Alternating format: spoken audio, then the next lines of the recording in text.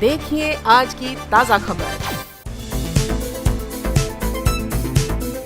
सलमान खान इस box office के सुल्तान हैं, तो जाहिर सी बात है कि उनकी रियासत भी काफी बड़ी होगी। जैसे उनकी हर फिल्म बॉक्स ऑफिस पर जलवा बिखेरती है और वो इस इंडस्ट्री के हाईएस्ट पेड एक्टर्स में से एक हैं, वैसे ही उनका कुल मूल्य यानी नेट वर्थ सुनकर आपके होश उड़ जाएंगे। चलिए पता करते हैं।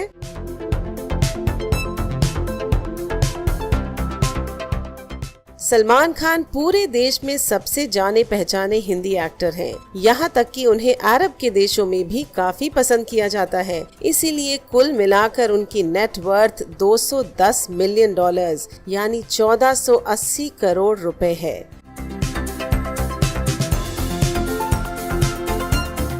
सलमान खान के पास नोएडा, चंडीगढ़, दिल्ली और मुंबई जैसे शहरों में कई घर और हाउसिंग प्रॉपर्टीज हैं। इस समय उनके मुंबई के गैलेक्सी अपार्टमेंट की कीमत 114 करोड़ है।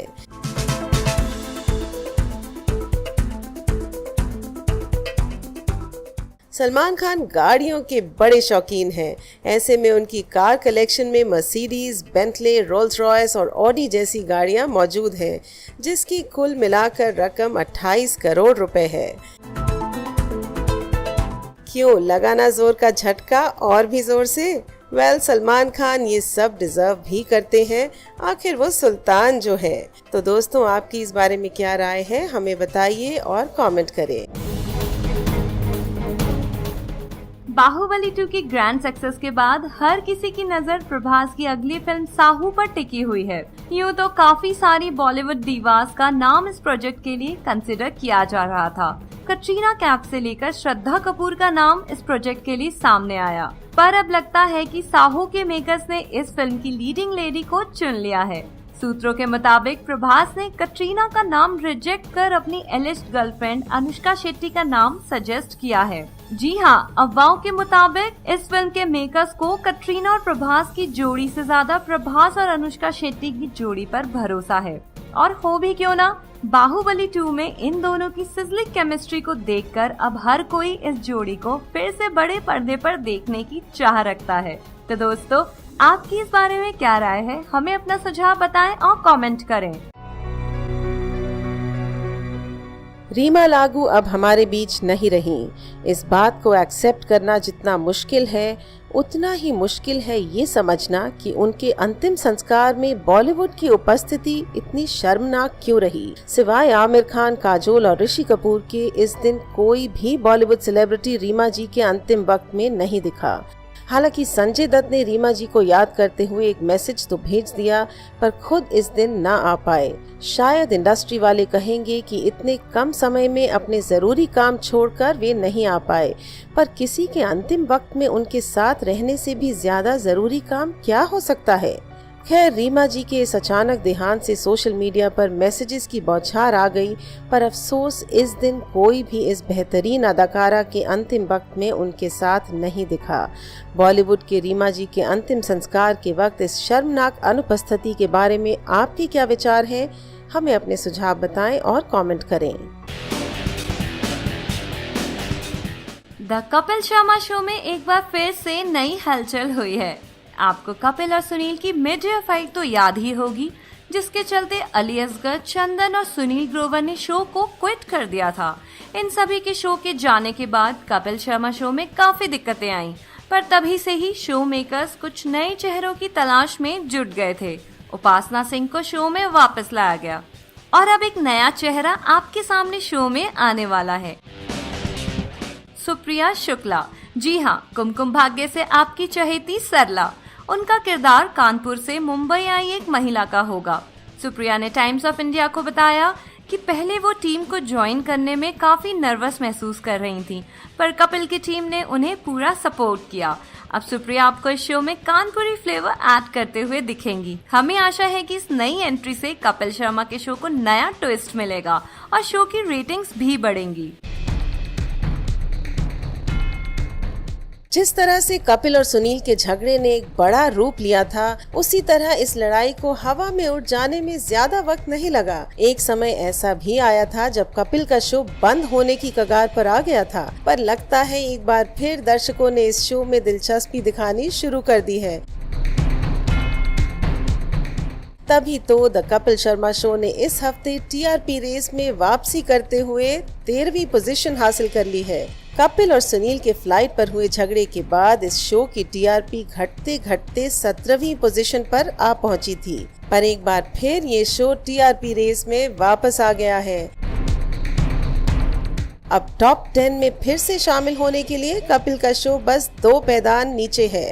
तो दोस्तों, आपकी इस बारे में क्या राय है, हमें बताएं और कमेंट करें। और भी मसालेदार बॉलीवुड अपडेट्स के लिए बॉलीवुड स्पाई के साथ जुड़े रहें। बॉलीवुड के सुपर खान को थी ये जानलेवा बीमारी, फिर भी उन्होंने कभी हार नहीं मानी। हम बात कर रहे हैं सलमान खान की, जिन्होंने कुछ ही दिन पहले दुबई में ट्यूबलाइट के सॉन्ग लॉन्च पर बताया कि वे एक पेनफुल फेशियल नर्व डिसऑर्डर से गुजर चुके हैं, जिसे मेडिकल साइंस में ट्राइजेमिनल न्यूरैल्जिया कहते हैं और आम भाषा में सुइसाइड डिजीज। इस बीमारी के कारण पेशेंट में सुइसाइडल टेंडेंसीज दिखाई देती हैं। सलमान ने अपनी इस बीमारी का खुलासा पहले 2001 में किया था। सलमान ने उस वक्त अपनी हालत को बयान करते हुए कहा था, मेरी आवाज़ में एक फ्लेक्स और होर्सनेस है, पर इसकी वजह शराब नहीं है, क्योंकि मैं रमज़ान के दौरान शराब नहीं पीता। इसके लिए जिम्मेदार है मेरी ये बीमारी। इस वक्त मेरे पास अपने स्वास्थ्य पर ध्यान देने के अलावा और कोई रास्ता नहीं है। और अब सलमान ने अपनी इस बीमारी के बारे में बात करते हुए बताया, इस बीमारी की वजह से एक वक्त मुझ में भी सुइसाइडल टेंडेंसीज दिखाई देने लगी थी, और उस वक्त मैंने रियलाइज़ किया कि मुझे कितनी भी तकलीफ क्यों ना हो, उसे पीछे छोड़ मुझे काम करना होगा। अब जब सलमान ने इस बीमारी को ओवरकम कर लिया है, हम आशा करते हैं कि सलमान 100 साल जिए और ऐसे ही अपनी फिल्मों से हम सबका मनोरंजन करते रहें।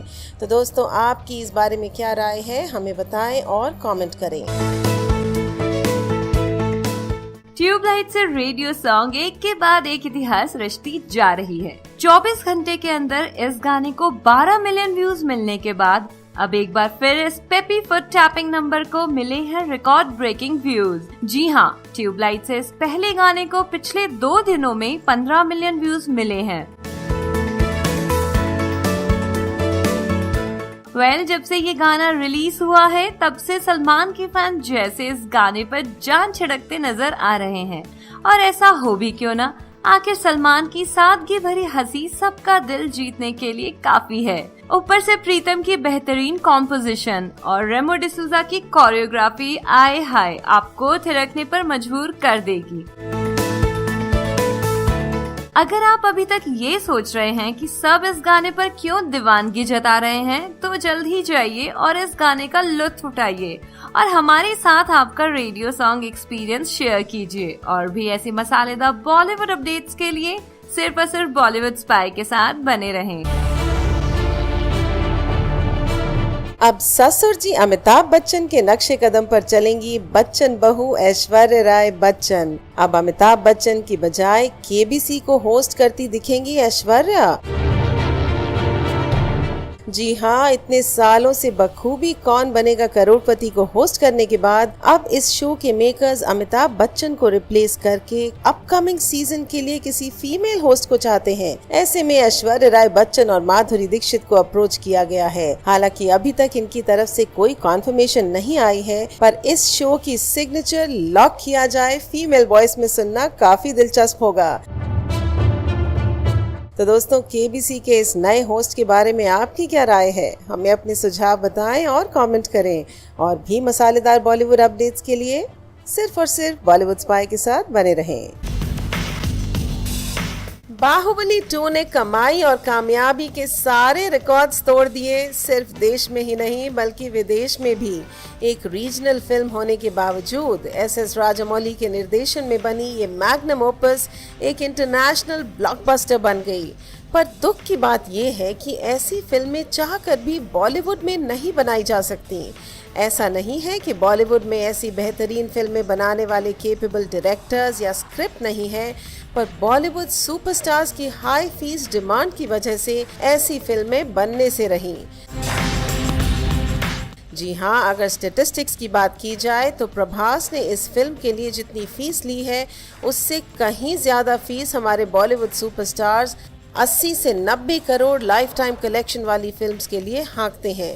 अगर ये पैसा स्टार्स के भारी भरकम फीस की बजाय प्रोडक्शन पर खर्च किया जाए तो शायद एक दिन बॉलीवुड में भी ऐसी फिल्में बन सकती हैं। तो दोस्तों, क्या आपको भी ऐसा ही लगता है? हमें अपने सुझाव बताएं और कमेंट करें।